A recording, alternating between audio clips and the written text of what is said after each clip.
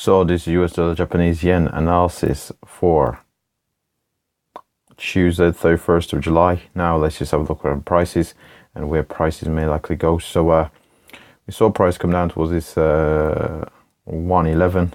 We did see prices retrace from this 111 all the way down towards the 1073. Came within a couple of pips of that 1073. Almost came down for a near perfect test of the 1073, from which we did see this rather large candle, possibly news related. The reason it's large, the high to low range is pretty large. It's open the high to low range.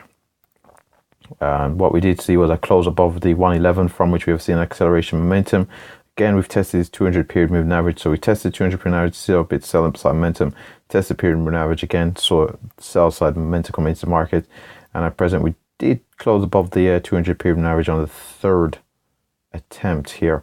So if we do see this acceleration momentum to the upside, we're looking to see our price racked around 1160. In around 1160, we should be aware of the added confluence of the 400 period moving average. It does increase likelihood of seeing sell side momentum return to the market from that level. But if we are successfully navigating both the 1160 and that 400 period moving average, we'll be looking for price head up towards that 1215.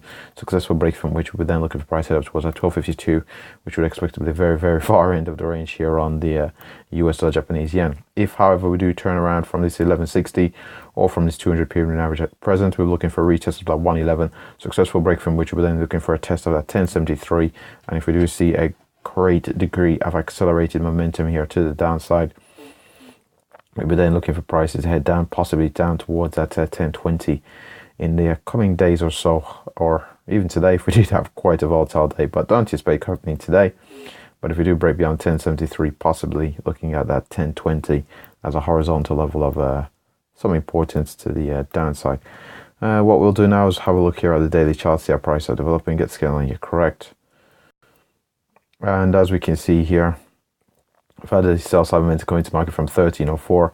We did mention in yesterday's video that we did say that we did seem to have seen a deceleration in sell side momentum as indicated by these wicks here to the downside. In around that 1073, we've had a confluence of the 400 period moving average from the daily chart here, which previously acted as resistance, now acted resistance there again, also now acting as potential support in around that 1073, and that's what we pretty much saw. We saw an deceleration in sell side momentum, and we do see bullish buy side momentum coming back into the market in realignment with the overall trend more recently, which has been to the upside. So we'll see if we can navigate that 1160 and start to see price progression here to the upside.